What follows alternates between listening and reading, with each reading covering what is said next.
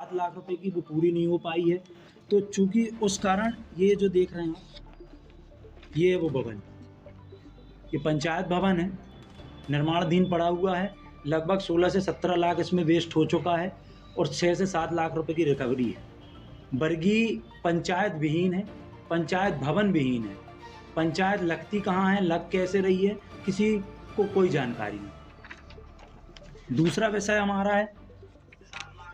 है Bargi bus stand में ये शौचालय जो बना हुआ है, शौचालय का ना तो संचालन हो रहा, ना स्वच्छता का उसमें ध्यान दिया जा रहा। तीसरी बात उसमें वो बना है तहसील परिक्षेत्र में, तो तहसील में भी वो पंचायत भवन में जो पैसा लगाया गया वो शासकीय है, तो शासकीय भवन में भी अतिक्रमण किया जा रहा है। उसमें ये बताया जा रहा है कि वो जो शौचालय बना है वो भी दूसरों के द्वारा दूसरे की ज़मीन में बना हुआ है। तो ये सब अनियमितताएँ पंचायत में जो चल रही हैं ये मैं आपके सामने रख रहा हूँ। तीसरी चीज़ है गायत्री नगर वार्ड क्रमांक 1 में रोड का निर्माण कार्य अधूरा पड़ा है। ये लगभग 2-3 वर्षों से बच्चे सालों से परेशान हैं, लेकिन ये पंचायत द्वारा जो उनके किया गया था ये रोड है। आज बच्चों को बरसात में आने जाने में इतनी तकलीफ़ होती है कि जिसका सामना उन लोगों को करना पड़ रहा है, ग्रामीण जनों को करना पड़ रहा है। ये सीधा रास्ता है बच्चों को स्कूल के माध्यम से जोड़ने का, वहाँ की खेती किसानी करने वाले लोगों के आवागमन का, वहाँ जाने की रास्ता नहीं है। ये स्थिति वहाँ की है। जो वादे किए गए थे वो पंचायत द्वारा पूरे नहीं किए गए। चौथी चीज़ मैं लेना चाहूँगा कि भूमाफियाओं द्वारा बरगी में अतिक्रमण किया जा रहा है। बहुत तेज़ी से चल रहा है ये कार्य। इस पर न पंचायत ध्यान दे रही है, न तहसीलदार ध्यान दे रहे हैं। ये बहुत बड़ा विषय है और बहुत गंभीर विषय है कि पंचायत की जो ज़मीन है, जो सरकारी ज़मीन है, जिस पे बहुत सारे निर्माण कार्य हो सकते हैं और सरकार द्वारा जो योजनाएं आ रही हैं उसके निर्माण कार्य के लिए भूमि इस समय पंचायत के पास नहीं है, जिसके कारण बहुत से निर्माण कार्य अधूरे पड़े हैं और हो नहीं पा रहे हैं, स्वीकृत नहीं हो पा रहे हैं। इसमें बहुत बड़ा रोल है भूमाफियाओं का, जो ज़मीनों पर कब्जा हो रहा है। तहसीलदार से भी हमारा निवेदन और पंचायत से भी कि इस पर गंभीरतापूर्वक इस विषय को लेके जितने भी अतिक्रमण हुए हैं उनको हटाया जाए।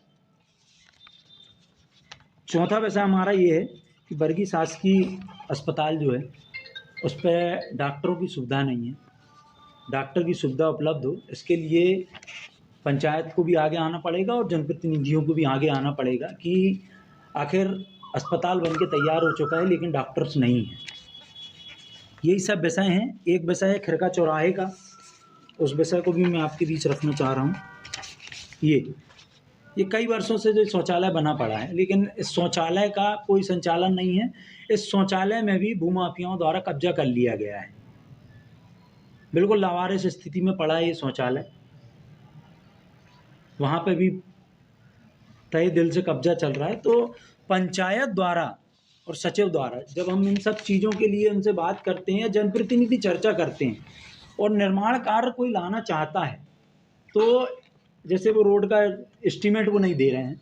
लगभग उसमें जो भी पंचायत द्वारा जो एस्टीमेट आएगा, तो जनप्रतिनिधि द्वारा अगर एस्टीमेट मांगा जाता है तो वो एस्टीमेट नहीं दिया जा रहा, नहीं तो वो रोड अब तक बन के तैयार हो सकती थी।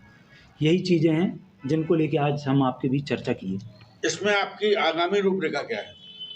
इसमें हमारी आगामी रूपरेखा ये है कि लगभग कल या परसों हम तहसीलदार को, हम सोमवार को तहसीलदार महोदय को ज्ञापन देंगे विद सभी ग्रामीण जनों के साथ। जो परेशानी है, जो मैंने आपको परेशानी गिनवाई हैं, जो समस्या जो पंचायत में चल रही है उसके विषय को लेके, ग्रामीण जनों को लेके हम इसको ज्ञापन भी देंगे, तहसीलदार को अवगत भी कराएंगे और पूरे ग्रामीण जन इकट्ठे होके इस विषय को गंभीरतापूर्वक उठाएंगे।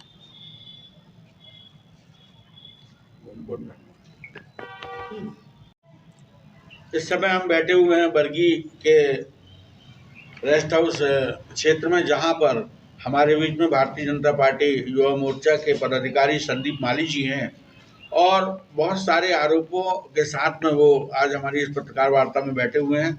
मैं संदीप भाई जानना चाहूँगा कि आज की इस पत्रकार वार्ता की क्या आवश्यकता थी, क्या आवश्यकता आपको पड़ी? सभी पत्रकार बंधुओं को मेरा नमस्कार। आज की जो प्रेस कॉन्फ्रेंस है, जो पत्रकार वार्ता है, उसका मुख्य उद्देश्य बरगी ग्राम पंचायत में जो कार्य की जो अनियमितताएँ चल रही हैं और जो भ्रष्टाचार चल रहा है उसके विषय को लेके है।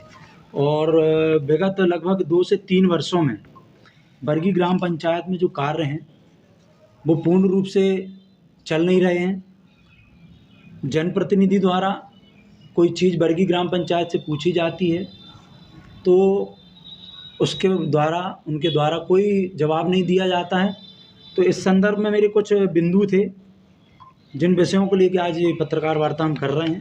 पहला था ग्राम पंचायत भवन, जो कि एक पंचायत को चलाने के लिए सबसे बड़ी चीज़ जिसकी ज़रूरत होती है वो है पंचायत भवन। जो आज का जो विषय है